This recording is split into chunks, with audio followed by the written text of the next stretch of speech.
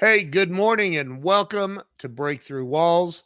I'm Ken Walls and I'm your host. And today I have a very special guest. I literally did a cold outreach to this guy. I was watching something on YouTube. His video popped up recommending that I watch this. And he's at a town hall meeting, literally annihilating these idiots on the town council. And I was like, oh my God. And he's an attorney. He's here in Texas. He's a just badass. You're not going to believe this guy. Do me a favor and share this out right now because America needs to hear this guy's message and I need you to help me share it. So do me a favor, share this out. Stay with me. We're going to have CJ Grisham on in just a second. Stay with me. We'll be right back.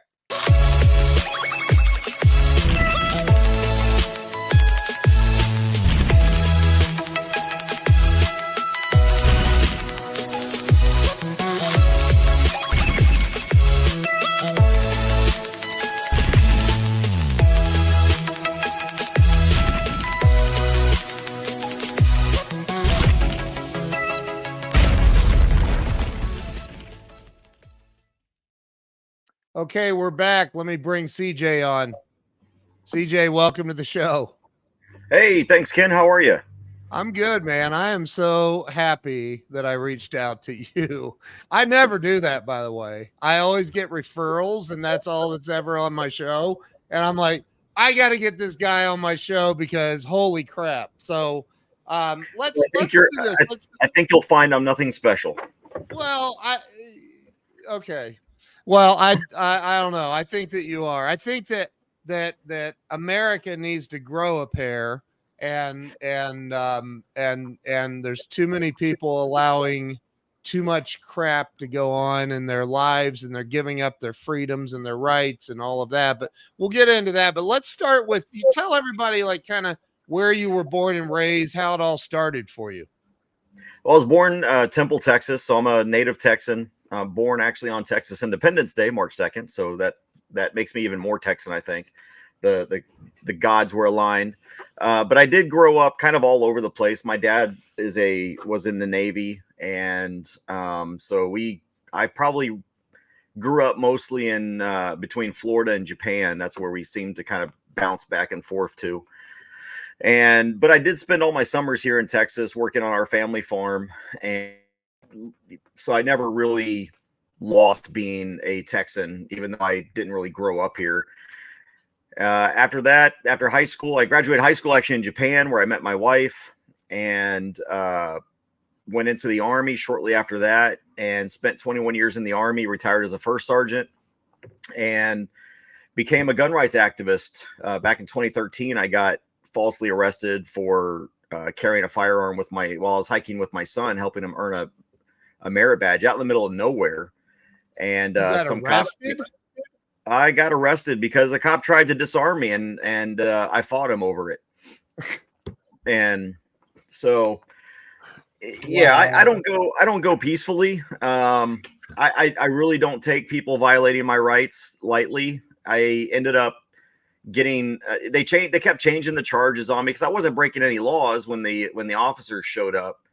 And so what they ended up, the officer actually created the crime because I got charged with interference, even though the officer had no duty to mess with me.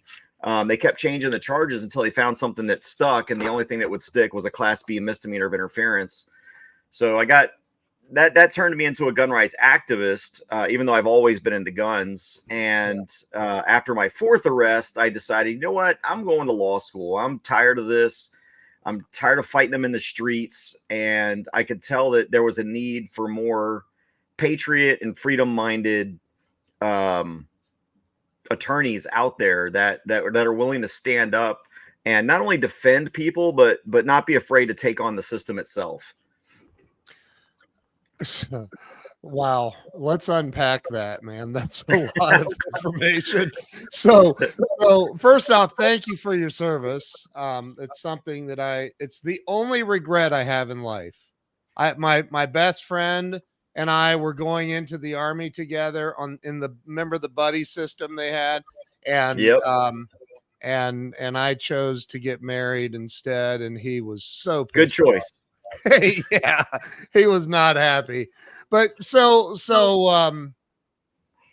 talk about, like, first off, the you get arrested for, and you said you're in the middle of nowhere when this happened. Well, it used to be like if you go down there now, there's a giant like recreational complex. There are several neighborhoods. They built a school there, but Yeah. back in 2013, it was literally there were pastures on each side of the little farm road I was on, and my family farmed both of them. So it Wow. was, but we went. My son had to do a 10-mile hike.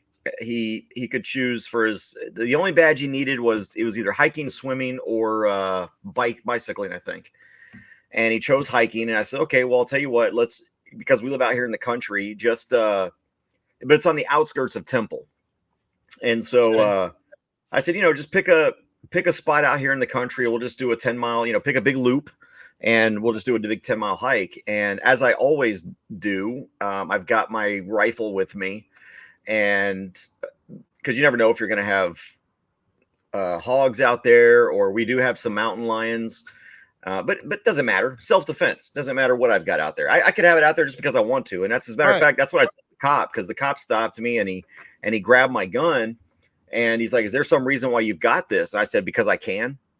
And he didn't like that answer. That's what started the argument. He tried to take my gun from me. I stuck my hands on the gun. I said, whoa, you can't disarm me. And he pulled out his gun, stuck it to my head, and threw me onto the hood of the car right in front of my son. And that started Open Carry Texas. Oh my God. And I was still in the military at the time. I was an E8, a master sergeant in the military. I was a counterintelligence special agent, badged and credentialed, top secret SCI clearance. And never had a problem in my life. Never had a problem in my life. But this was a matter of, I'm the law around here, and you're going to do as I say. And that it just doesn't sit with small town cops sometimes. Good grief, man. So they got you on a charge though that stuck?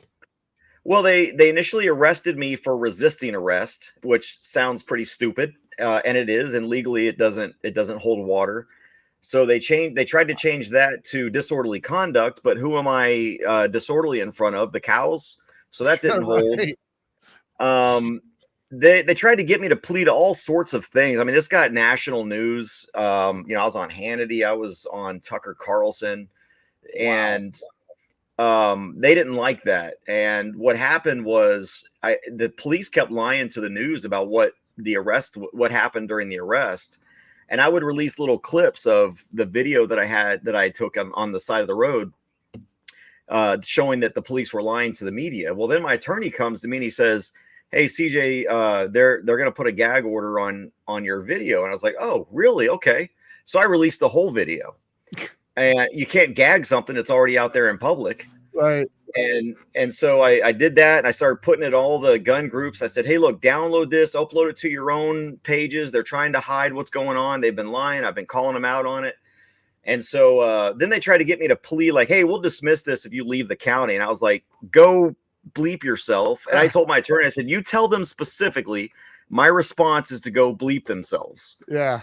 And so they changed it again to interference. And in Texas, the interference statute, I tell people, it is so broad that literally a cop can walk up to you and say, drop your drawers and bend over. And if you go, I don't go like that, that's interference, because you've just interfered with it doesn't matter that the law or the order is unconstitutional or unlawful.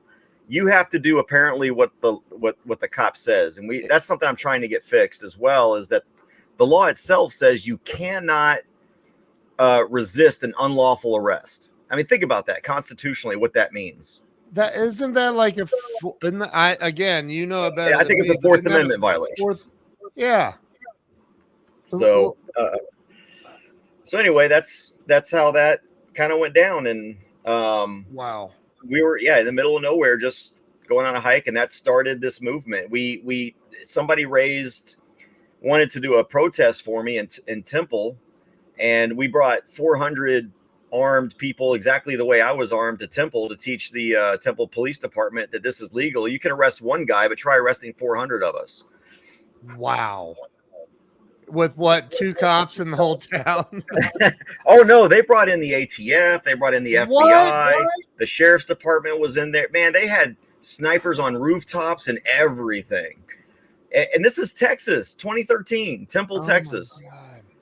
And but now everything's fixed. We successfully beat them into submission, and they know what our rights are now. So okay, so that's in a small town, Texas. I mean, one of the reasons that I moved to Texas is freedom. It appears to have more freedom than most other states.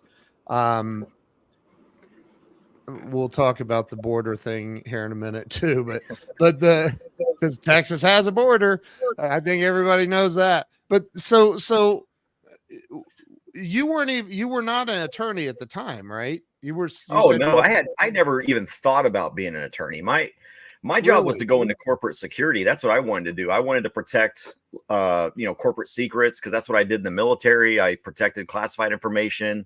I investigated and tracked down spies, prosecuted espionage and sedition and treason and all that kind of stuff. And that's what I did for a living.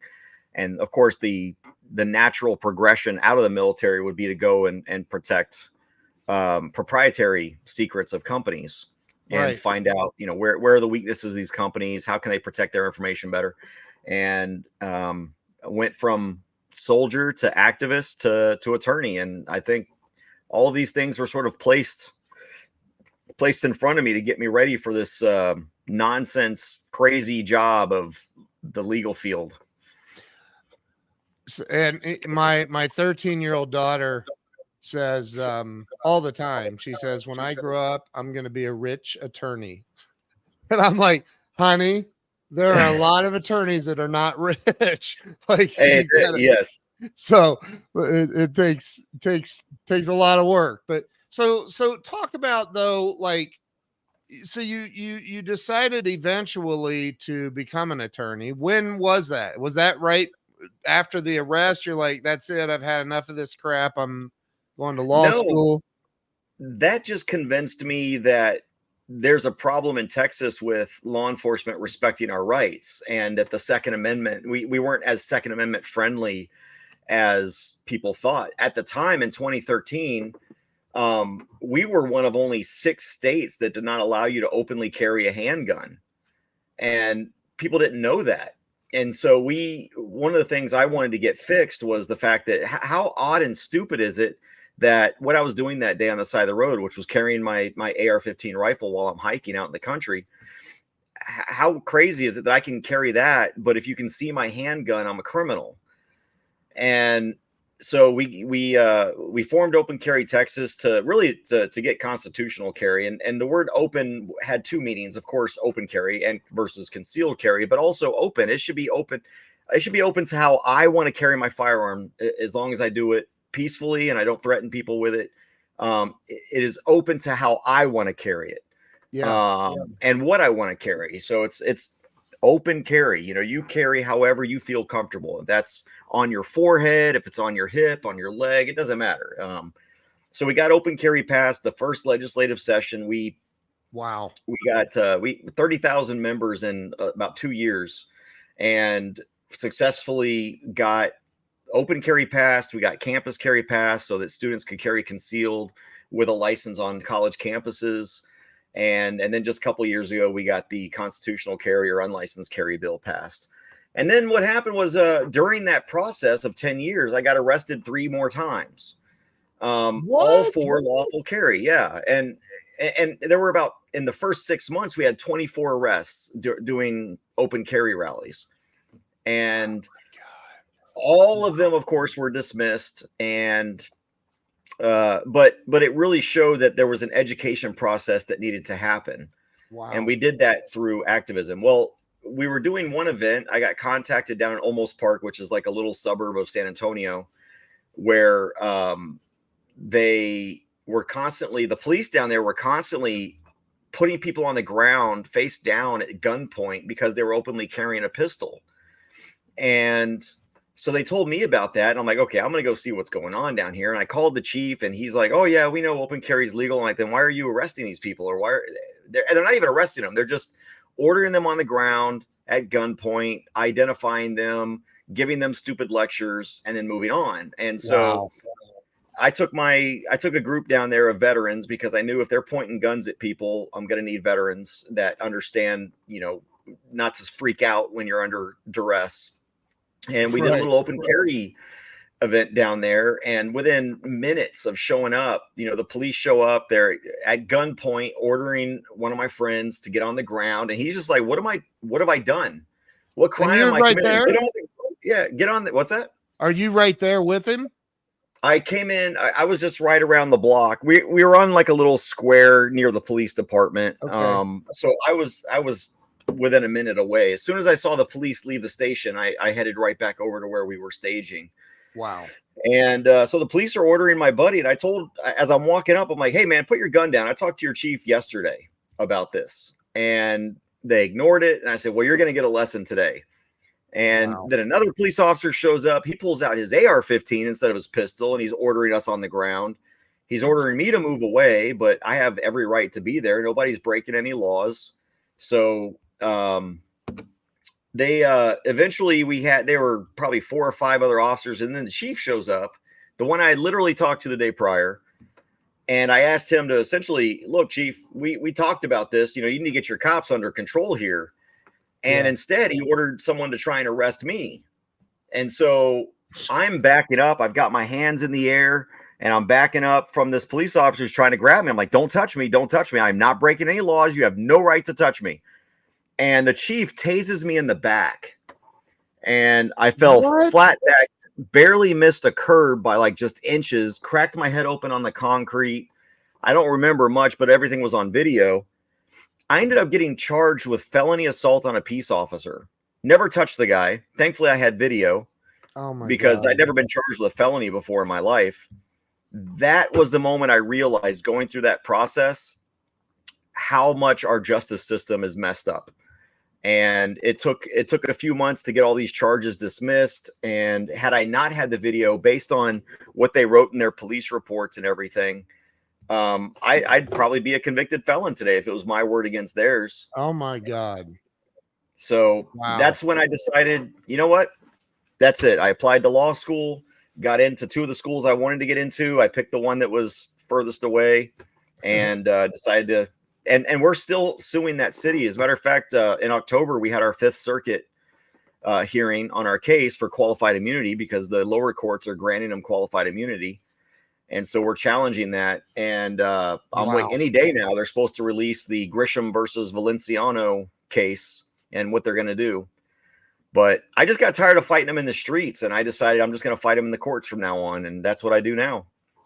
The video that I saw that I talked about before bringing you on, of you, I forget the name of the town.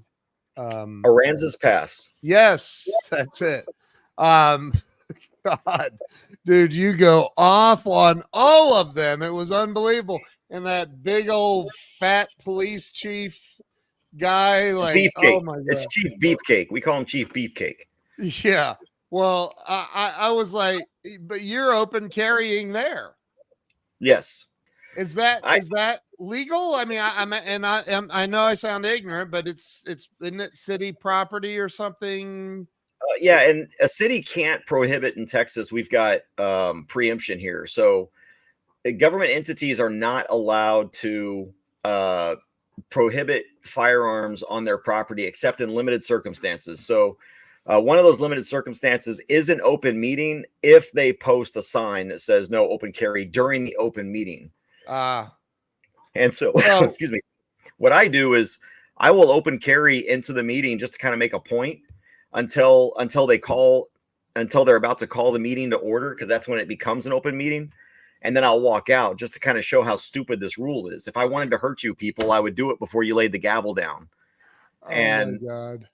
But they didn't have a sign up, so I was able to open carry there.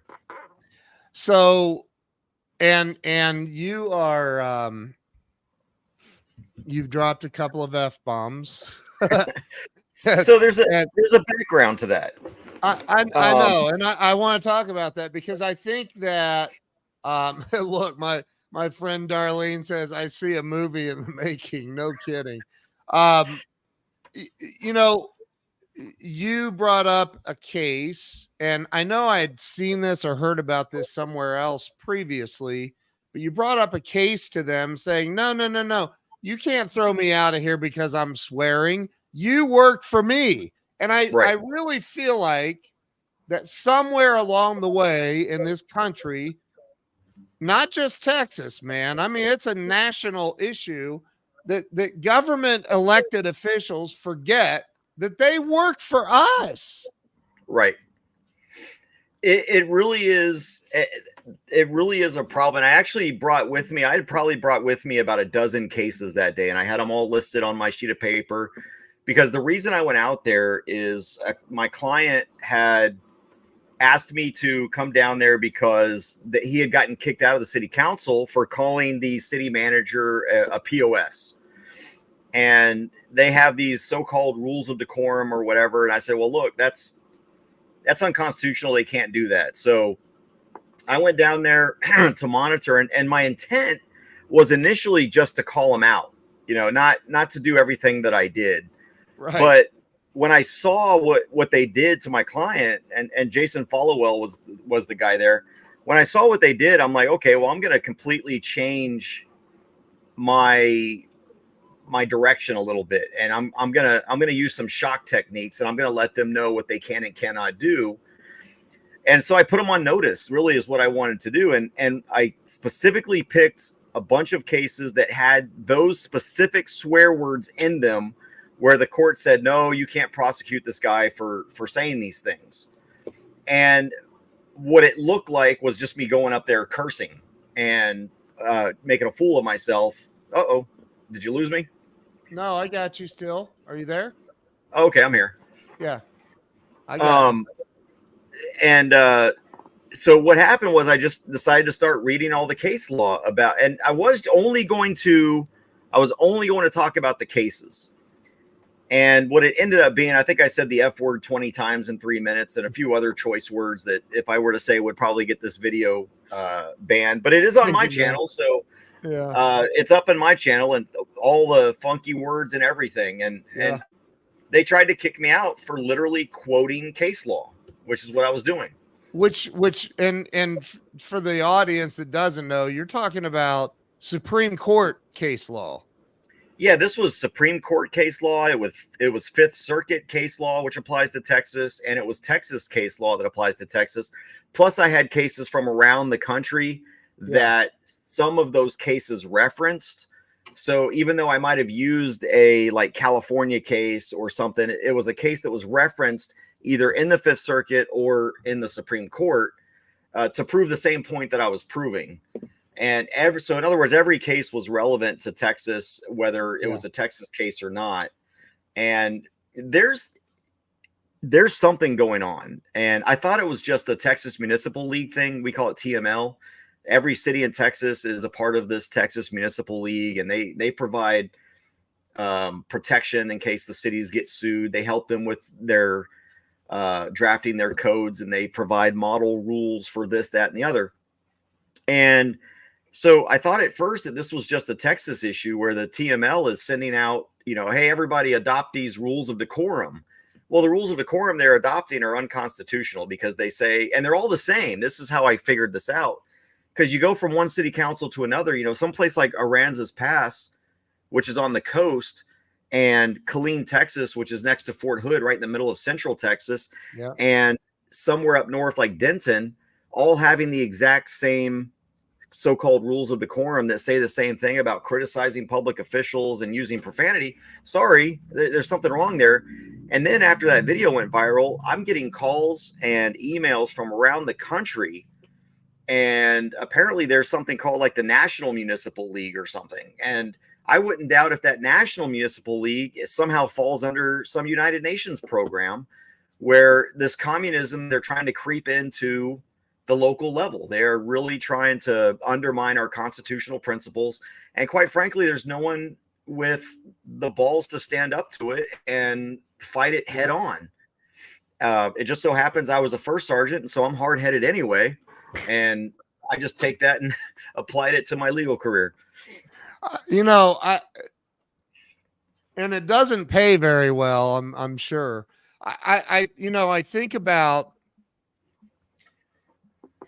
the first, I'd love for you to unpack the Second Amendment a little bit so people really understand what it means. I understand what it means, but I'd love to hear it from your point of view, because you hear there are so many local governments and state governments and counties and municipalities that all interpret it in their own twisted ways, and which seems really unconstitutional. It's the Second Amendment. It says what it says. It means what it means. But what does unpack it a little bit? Kind of explain what the Second Amendment is to everyone watching. Well, and I think it means different things to different people just on that aspect. But when you look at legally and what the intent of it is, and the Bruin case, which is one of the most cited now, that changed the way the courts are to evaluate Second Amendment cases, says now you look at history and tradition, and is this what was intended? What were the founders able to do at the time? And so to me, looking at the Bruin case as the defining analysis of what does the Second Amendment cover, it's anything that really wasn't in place at the time of the founding. And keep in mind, the founders understood that the strength of a state or country is what I mean by state. Yep. The strength of a country is in the strength of the people, and the government is only as strong as the people allow it to be, or as weak as they allow it to be. The Second Amendment was designed to protect us, the people, against a tyrannical government, against outside invasions, against any threat whatsoever, whether that threat is a local thug or a government thug.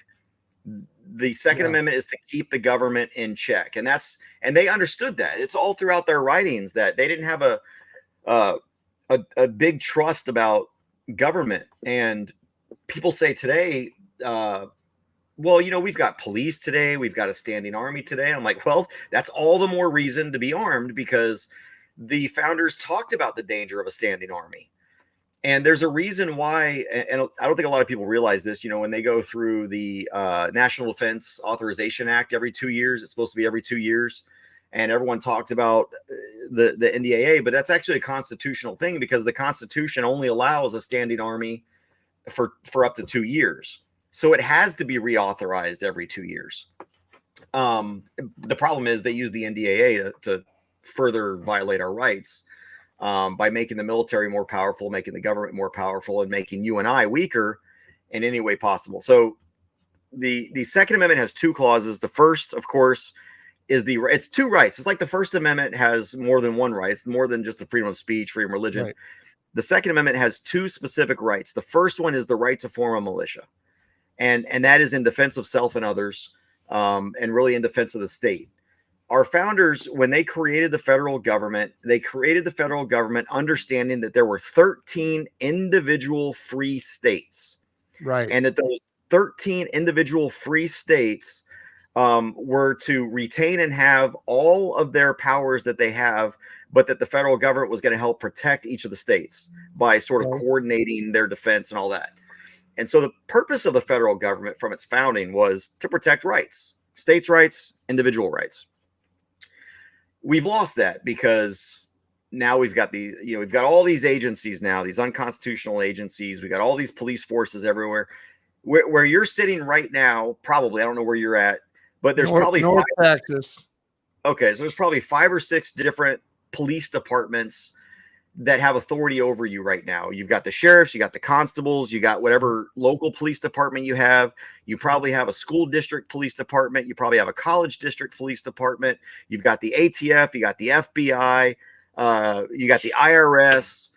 you got the Postal Service inspectors, all of these police agencies that have the ability to make your life very difficult. And so the first clause of the militias was to really try to prevent all of those type of agencies from essentially doing what they did up in Waco and Ruby Ridge, which is murder its own citizens. The second is the individual right to keep and bear arms. And that's what the Heller case brought out, was that, yes, you have an individual right to keep and bear arms. And then the McDonald case was, and you definitely have that right in your home. So if you have a right to defend yourself, you have a right to defend yourself. And you look around the country, look what happened when, sorry about that, if you can hear the train. It's all right. I can still hear you. Okay. It fits with the whole out in the middle of nowhere, Central Texas thing. I love it. But in Ukraine, they had to start handing out guns to civilians because they needed to defend themselves against this invasion. You look at the IDF right now. The IDF is considering issuing anti-tank weapons to citizens. I love that. You ask me what's your version of the Second Amendment, and I want to pull open my garage door and show you a tank. That's what I think I should be able to do. Now, I can't bear, there's an argument. Well, can you bear a tank? No, I guess I can't, but I can keep a tank. And it says keep and bear arms. So I think that's the part that we always forget, is the keep part. Right. So you're not really allowed to drive through town in your tank. Well, you could if you could afford one. Oh, got it. You actually could, I think, but then you're probably going to get a bill for jacking up the streets. Right. So what are some of the, as an attorney, you have clients, I'm assuming. Yes. What is your, who's your avatar? Who's your client? Not who specifically, obviously. Yeah. I focus my firm on really three things. I call it civil rights, and I call it innocent defense, and then I do a little hodgepodge of other things as well. But my avatar is a person who just wants to be left alone and free, who believes that the Constitution says what it says, and that government should stop trying to erode it or infringe upon it. And that happens all the time. So I focus mostly on First and Second Amendment issues and Fourth Amendment, because the Fourth Amendment's always implicated here. Yep. But really, what I really like to do is help people who have been wrongfully convicted or not convicted, charged. And a lot of these times I call them pop crimes, which is pissing off the police. Yeah. So, a police officer comes up to you and says, "Hey, let me see some ID." And you're like, no, I don't have to show you my ID. And they arrest them for something like interference or resisting or whatever. They heck, in one case, there was a group of, I had a group of clients, there's about 4 of them. And, they went around, they filmed police and their daily duties. They didn't get involved. They filmed to make sure that everybody's rights were protected and that nobody got hurt. They ended up charging these guys with felony conspiracy to commit violence or something like that. Wow. But because there were 4 of them, they charged them with a conspiracy, which made it a felony. And they're trying to allege that by filming them, they were conspiring to assault them. And they converted that First Amendment right into a crime. So those are the kinds of things I like to take, where, the police just get butthurt because, and not all police are like this. Right. The bad cops make the other 20% look bad. So yeah, that's what I like to say. And then I try to help those people. And then, of course, if there's a civil angle involved, once I get rid of their criminal charges, I start going after on the civil side. And I have a lot of friends in Ohio, where I'm originally from, that are in law enforcement, and they're good people. They're family people. They follow. I know them well. We've had these discussions, but unfortunately, in today's world, there's a lot. It's difficult for a lot of these guys to go out and do their jobs because there's a lot of liberal leaning politics involved in their jobs too. So We've got two problems. We've got the liberalization, and I don't mean liberalization in the classic sense of laws where, they make stupid things illegal and the police are sort of stuck in a weird spot where they have to enforce it. But I would say the problem is also on the conservative side, because the conservative side blindly, they just blindly follow law enforcement, back to blue and all that. Yeah. And what I tell people is I don't support law enforcement. I support a law enforcement officer. I'll support law enforcement officers. I'll support good cops. Yep. But I don't blindly support anyone in government. I don't care if you're law enforcement or you're the president. Yep. No one in government, and I come from government, no one in government should be trusted. Especially when you've got a clearance and the kinds of things the government is capable of. I will never trust the government because I saw what the government can do. Thankfully, I never did it myself. My first 5 years in the military, I was a Spanish linguist and I worked in South America in the drug war, and I hated it. I absolutely hated it. And that's what turned me off of the drug war, was the kind of nonsense that's going on in South America, Central America, and really here in the country. We're creating violence. We're creating criminals when there are people who are actually hurting people. And the current policies are making it to where, because these things are unregulated, they're dangerous and killing people as well. So, I mean, I come from law enforcement, and I have learned when you get arrested 4 times and there's about 32 officers involved in those 4 arrests, and not one of those 32 stood up and said, whoa, this guy's not doing anything wrong. All they did was back each other. And it used to be that thin blue line represented the barrier between the good guys and the bad guys. Like they stood on that barrier. Well, now the thin blue line is nothing more than a gang sign, and that's their colors. It's about defending themselves. And I generalize that, knowing that there are good officers out there. Yeah. But I don't think we should have to keep qualifying that. I think we should be allowed to criticize bad government and not be accused of being anti-cop. Totally agree with you. 1,000%. 1,000%. So you, I mean, what's next? I mean, that's such a generalized question.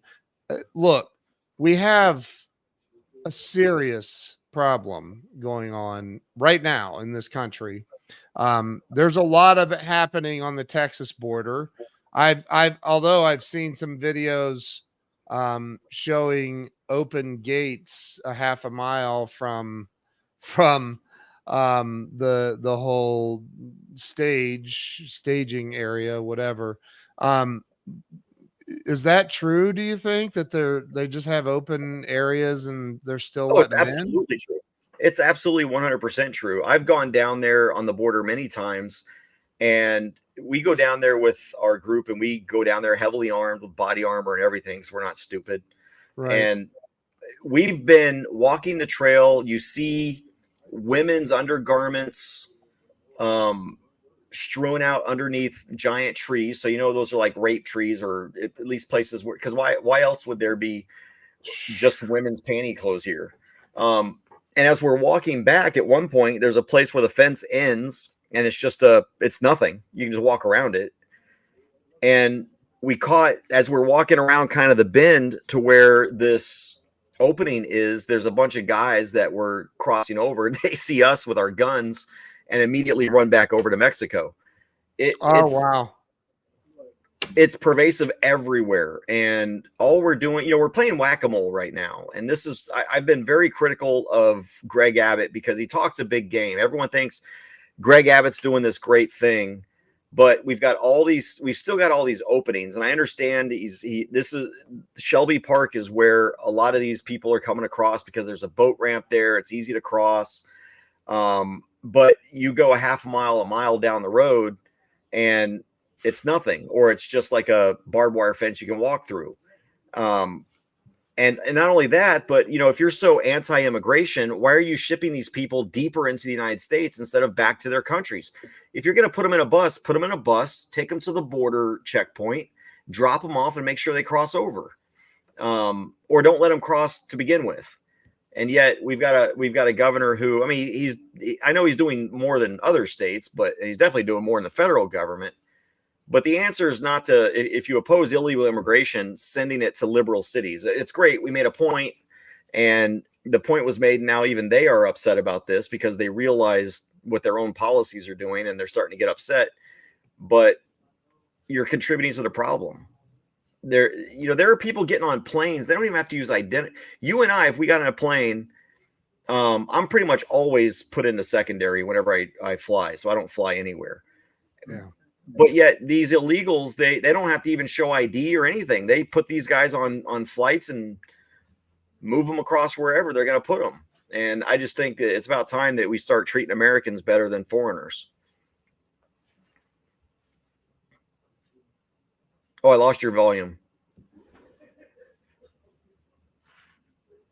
Can't hear you again. Unless it's me.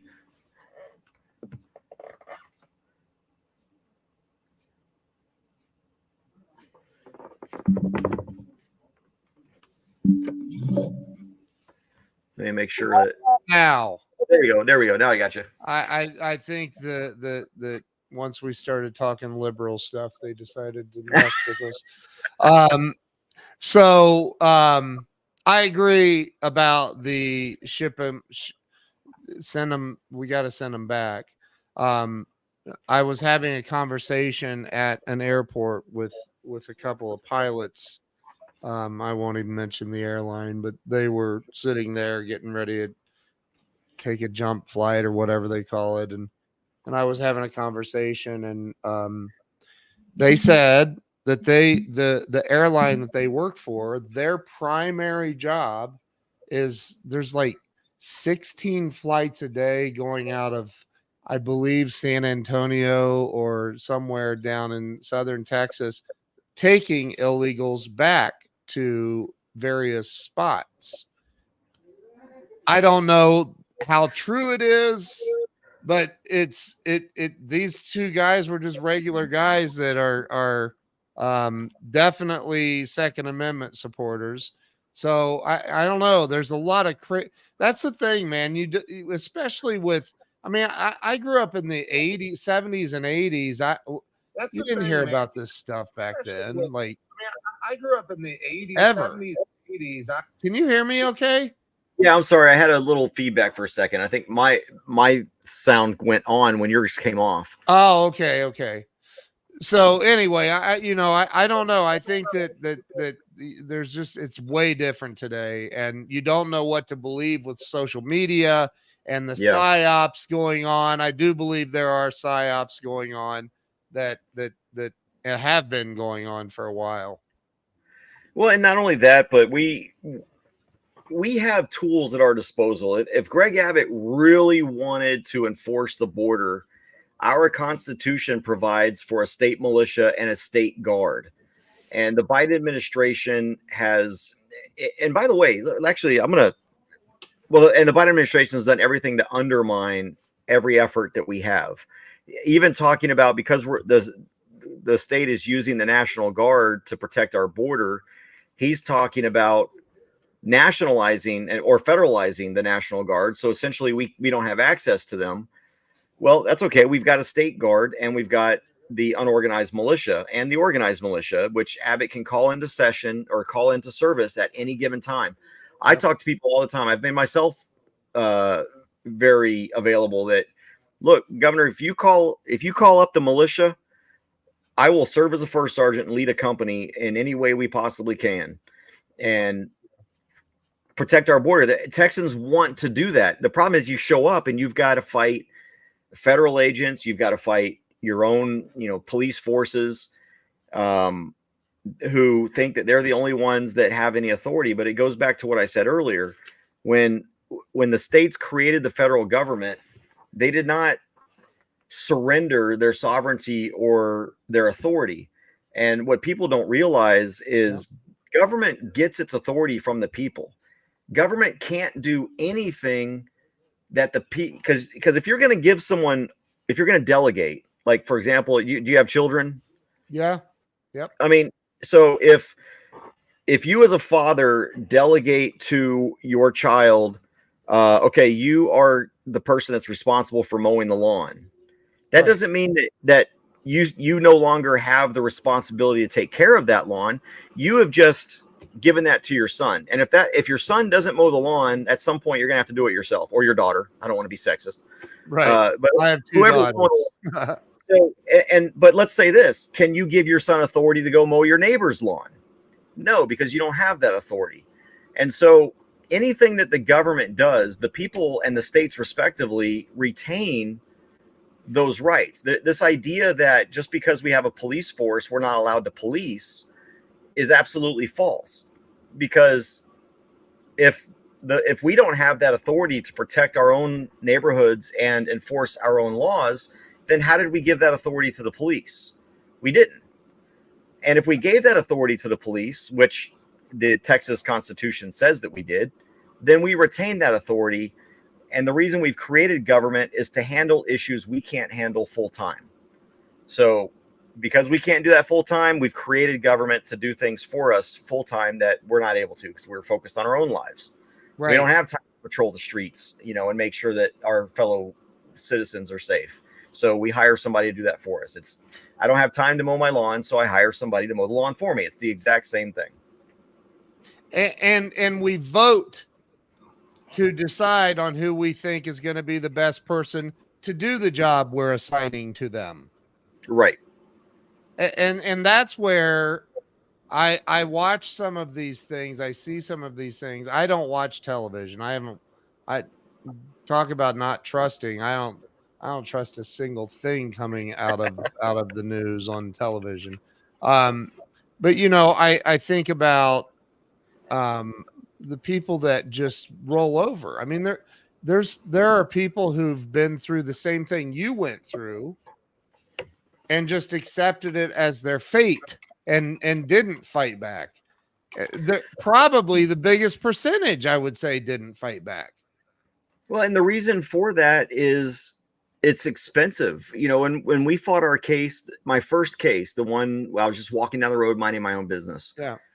And of course, we lost on qualified immunity grounds. We went to appeal. We lost at the appellate level, but we just could not afford to keep going and fighting this issue and proving that, look, just because someone makes a phone call, when you show up and you see that no crime is being committed. Oh, and by the way, one of the reasons they were able to later justify, because I did get convicted in that very first case in 2013 of interference. But like I said, it's a very broad, anything can be interference. And I only got a $2,000 fine. Thankfully, I didn't get 6 months in jail. The jury realized, okay, you might have broken the law, but you don't deserve to go to jail over it. But the way that they justified it, because we were challenging whether they could even stop me, was I was so-called walking down the wrong side of the road. We're in the middle of a country road. It's not even, you can barely fit two cars down this road if they were passing each other. And at the time that the officer stopped me, we were walking on the right side of the road with the traffic behind us. And apparently there's some obscure Texas law that if there's not a sidewalk, you're supposed to walk down on the left side of the road facing traffic. Okay. And that's what they used as their bogus probable cause, even though it was never mentioned by the officer. It was never mentioned in the police reports.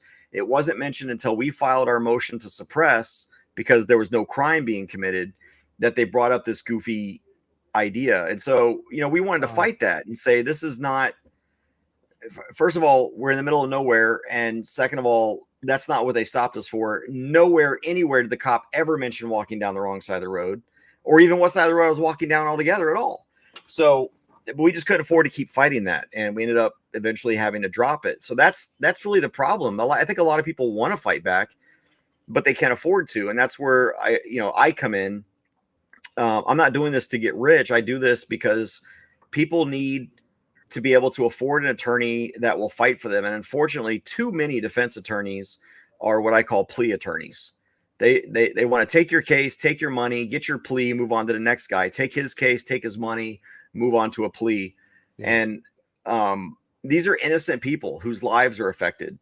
And a lot of times, even public defenders, to make even more money, what they'll do is they'll keep pushing off the hearing. You show up, come back in 30 days, show up, come back in 30 days, show up, come back in 30 days, because they're trying to get as much money out of you as they can and then after about a year, you might get a plea deal.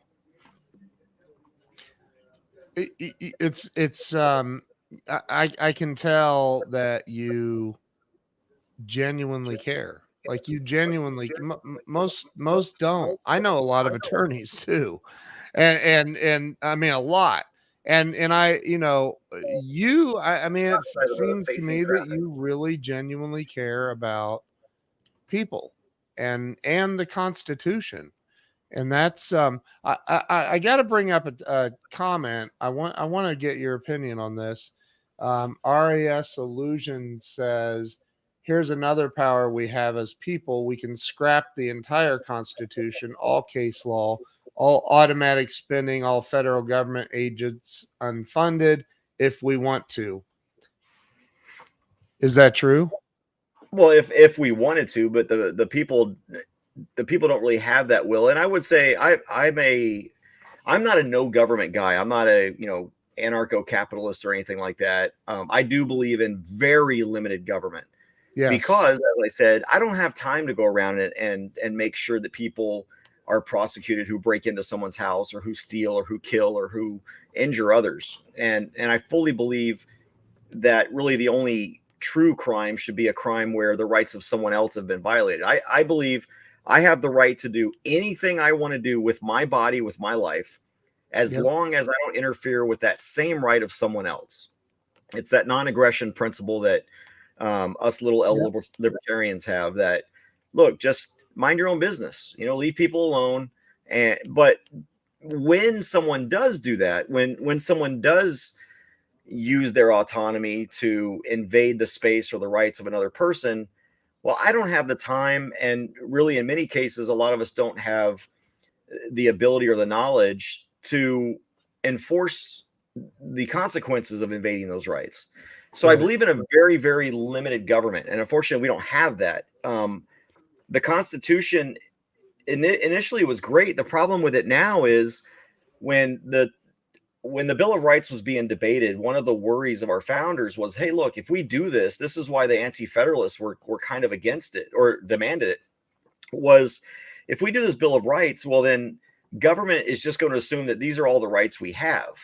And that's why the 9th and 10th Amendments were added in there, because we're going to enumerate probably some of the most important ones, but we're going to create the 9th Amendment because that means that shows that these aren't the only rights that everybody has. There are others. For example, when I chose to wear this hat, I have a 9th Amendment right to choose what hat I put on my head, what shirt I'm going to wear.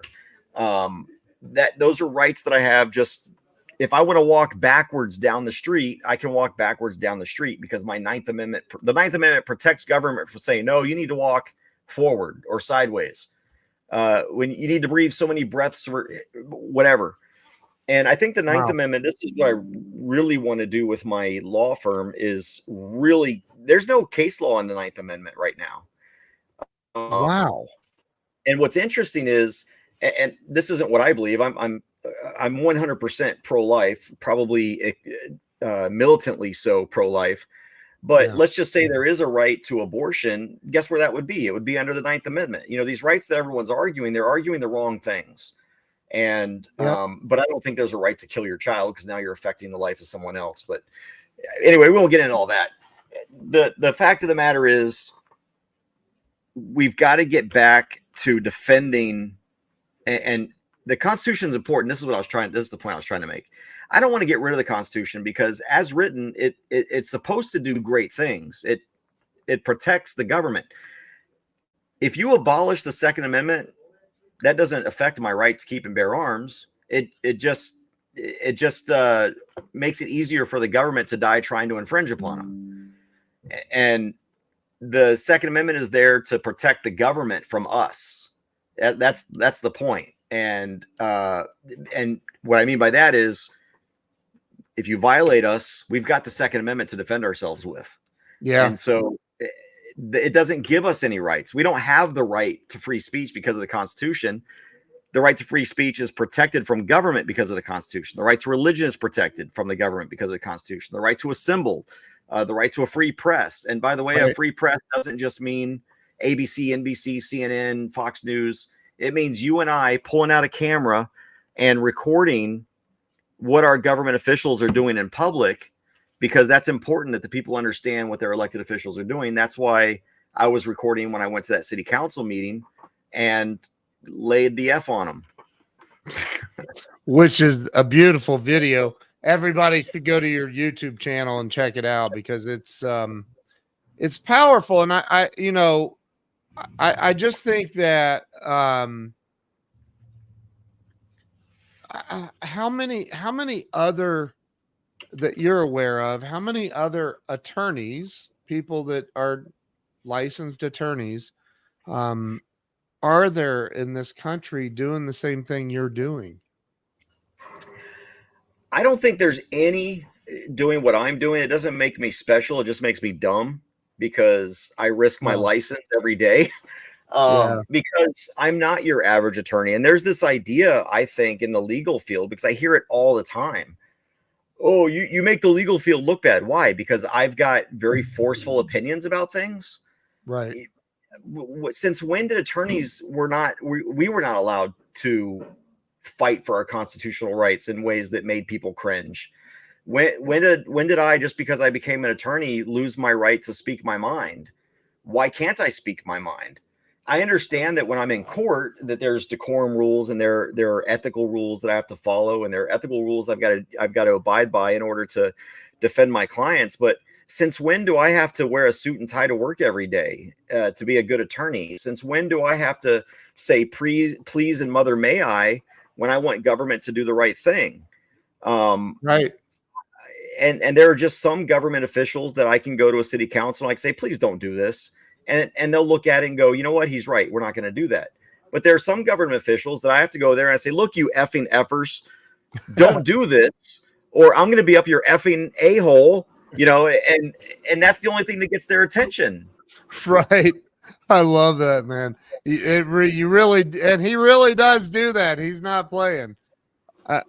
And the shock and awe that they are all in is what's hilarious, because right, you literally told the mayor. They couldn't believe it.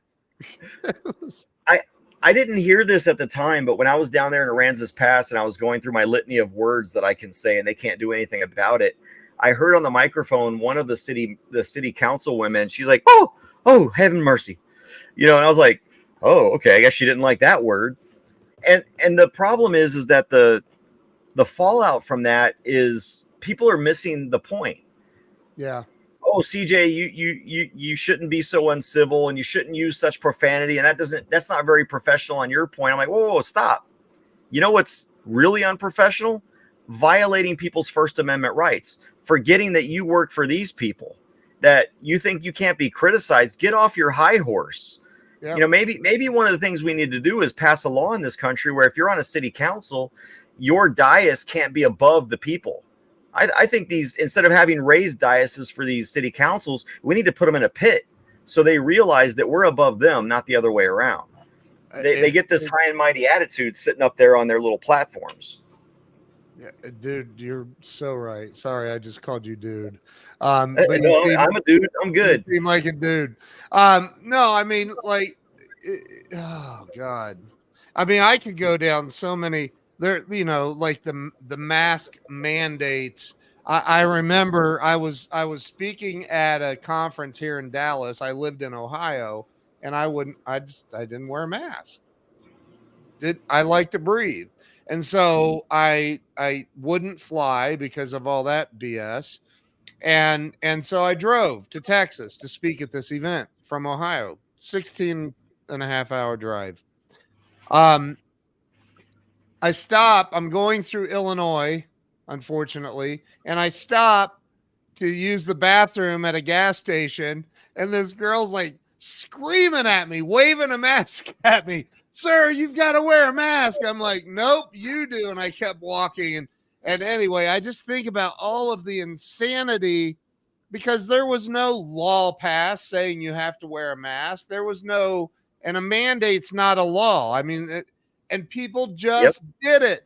And Ted Nugent, there's a video of Ted Nugent talking about, we won't go too far down that hole, but he's like, bah, here's how your people might understand. Bah, you know, and Yeah.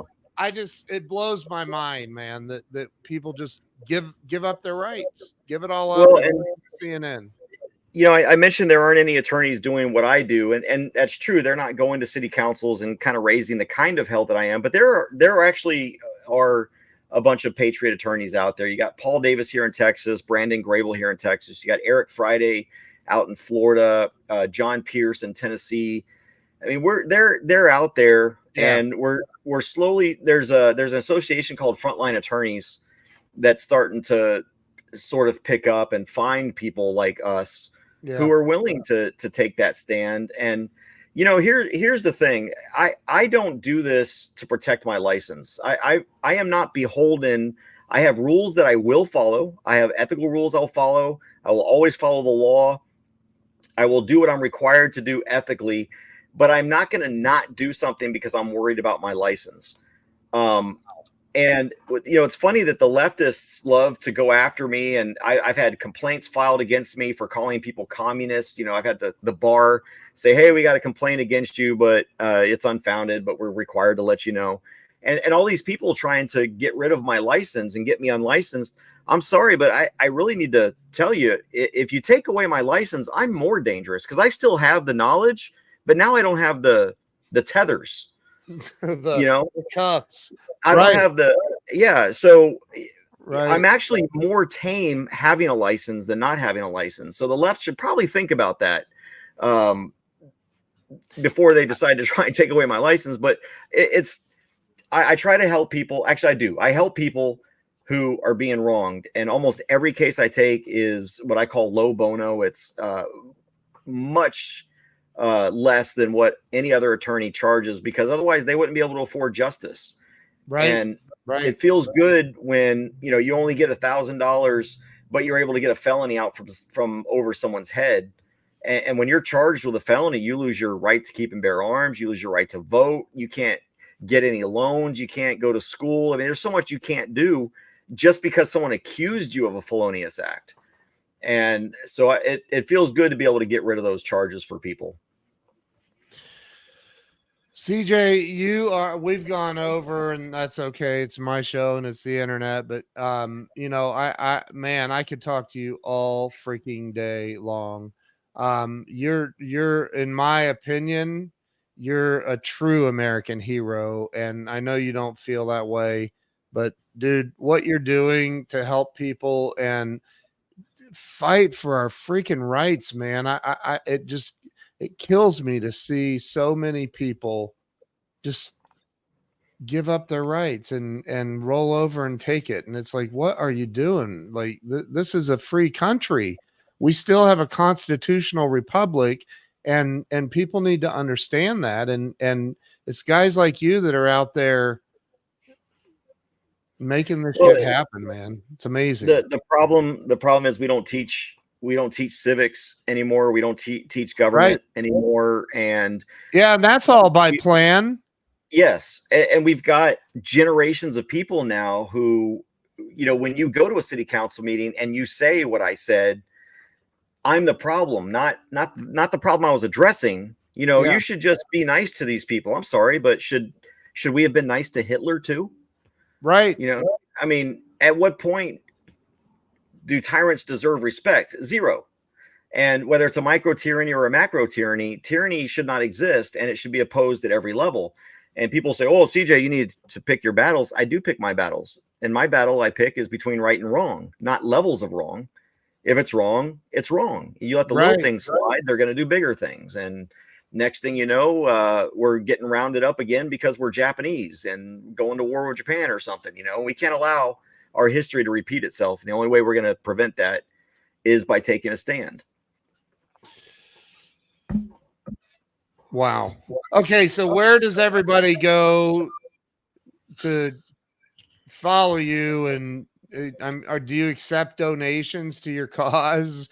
I actually do, and they're helpful because, like I said, a lot of these cases I was at one case and I was arguing for a client. I got a case dismissed, and this other guy in the audience heard me defending my client. So he pulled me out in the hallway, and I took his case for free because he was charged with a bogus assault charge, and got that taken care of. But I do a lot of this, and I go all around the state. And sometimes there are people that just, all I ask for people to do is cover my expenses in many, many instances. Unfortunately, some people can't afford that because Texas is a big state. And if I'm driving 5 hours one way, I'm probably going to have to get a hotel, and you've taken a whole day away. So I have like Cash App, which is CJ Grisham, $CJ Grisham. I've got Venmo at CJ Grisham, PayPal, CJ at CJGrisham.com. And that just helps me. Is all of that on your website? It is. It's not on my formal website, but it's on my YouTube channel. Just about every video has it. I can't really advertise for donations on my lawyer channel because I'm a lawyer. But I am looking at setting up a nonprofit to where, people can, it's a little bit easier to track as an attorney, and maybe just do kind of a foundation that helps me with these kinds of things. But for now, you can go to cjgrisham.com. If you can't remember that, you can go to isuebadcops.com, texas2aattorney.com, lawyerforliberty.com. I've got all kinds of different websites, but they all go to the same place, which is cjgrisham.com. And you can get from your website, you can get to your YouTube channel, your Twitter and LinkedIn and everything. I see that. And I need to type that in the comments for me. But put the www in front of it so it's clickable from the comments. www.cjgrisham.com. Please add that to the comments so people can click on it and easily get to it. And at the top, you can access as YouTube, Twitter, LinkedIn, everything. CJ, man, you are you're one of my new favorite people. I'm glad that. I'm really grateful that video came across my YouTube feed, and I saw it, and I'm like, I literally just sat here going, this dude is a badass. I got to get him on my show. Like, wow. So I'm just a hardhead. I tell people it's not that I'm a badass. It's when you survive combat, you're not afraid of anything anymore. I think that's my problem. I just don't have the fear I'm supposed to have. Nothing scares me. For two reasons. One, I believe in God. God's got he's got my back. And when I'm ready to go, he'll take me whenever that is, because I should have been dead 3 times already. And it's CJ Grisham with an A, by the way. Thanks, Jill, though. I appreciate that. Oh, that's my wife. Yeah. CJ Grisham with an A. That's fine. I appreciate the support, but I just that version of it too, and make sure you redirect it. Oh, I should, yeah. So in case people type it in wrong, but right. We just need to stand up, ladies and gentlemen. If we don't have freedom, everything else in our lives is meaningless. It's over. It's over. Like, people don't get it. I literally had this conversation just the other day with somebody. I'm like, when you see, whether it's all an act or not, I don't know, but I do know that 9.5 million illegal people have entered the United States in the last 3 years. Many of them, many thousands of them are on terror watch lists. Yes. That's a problem.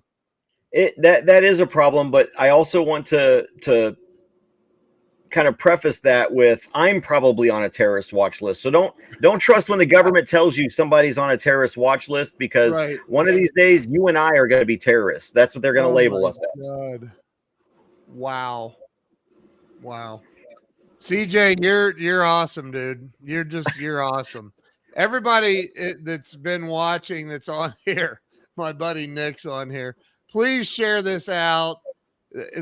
And this isn't just for CJ. This isn't just for Texas. This is for the United States of America. It's for all of us. It's our fundamental rights that the founders of this country, the Constitution, they're being eroded on a daily basis illegally.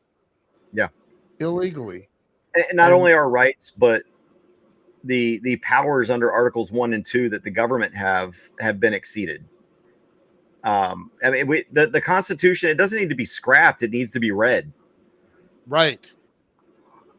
Well, we need somebody teaching civics and government on a private level. Our children need to know this stuff. They really Absolutely. do. And it needs to be broken down in simplistic fashion by somebody like you that can explain it. So I have a new business idea for you, and we'll talk about that. All right. Because I'm the guy that knows how to make that happen. And honestly, man, I think that of the thousands and thousands and thousands of people that will see this and hear this, there's a lot of people that would say, dude, I'll sign up for your course right now to learn this stuff, because they need to. Well, I used to do, I used to do, when I was doing Open Carry Texas, I would actually give classes to law enforcement departments during their training days. I've done Constitution for Kids classes. So that's something I'm also, I don't really have time to do that anymore. Unfortunately, I did this attorney thing as a hobby, and I didn't realize it was going to be a full-time job. Oh my God. That's hilarious. That is hilarious. Actually, nobody becomes an attorney as a hobby except for CJ. Well, I had no debt. Because of my Iraq injury, I was able to qualify for a program called the Veterans Rehabilitation and Education Program, which allowed me to have my law school paid for. So I didn't have any law school debt when I got out.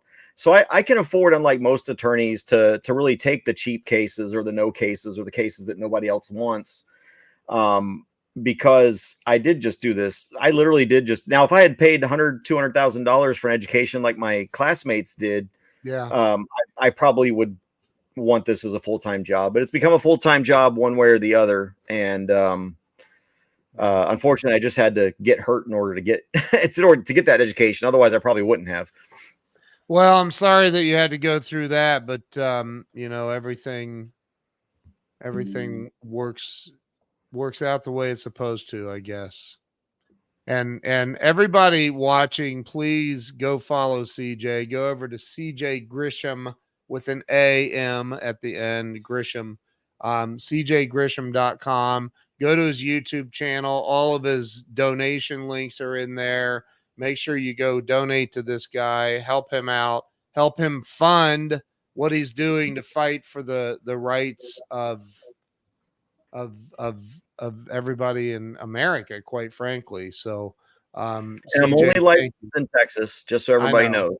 I can do federal cases in other states, but it gets expensive because I've got to have a sponsor attorney and a lot of attorneys. This is the other problem. Even if I would do all the work, like if I wanted to go to Tennessee and unless I know somebody, oh yeah, I'll sponsor you, but it's going to cost, you know, I got to pay them a fee for them to sponsor me, because the attorneys, they only care about money, not, hey, the reason I'm coming to Tennessee is because you won't take this case of somebody being wronged. So I have to come to your state. Now you're going to charge me to help one of your citizens?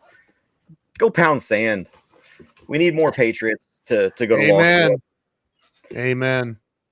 Wow. So, dude, yeah, I think we can do some more stuff together and get your word out. Because I have a big mouth. I've been accused of that, at least. So, well, Ken, you've given my website. My audience wants to know, what's your website? KenWalls.com. There you go. Can find everything about me at KenWalls.com. This isn't about me, so I appreciate that, but you man, dude, you're unbelievable. I'm so grateful you came on today. So I am going to end the live stream, and man, thank you. Seriously, thank you. And just remember, for all y'all out there, guns don't kill people. Alec Baldwin kills people. All right. Just in case there wasn't enough to get this shut down. Oh my God. You are incredible, man. Everybody make sure Thanks you go for to having me. CJ. Yeah, thank you for being on. And stay with me. I'm going to end the live stream, but stay with me. And everybody go over to cjgrisham.com and check out his website. Follow him everywhere and donate to everything that he's doing. CJ, thank you again. I appreciate you, brother. Thanks, Ken. All righty.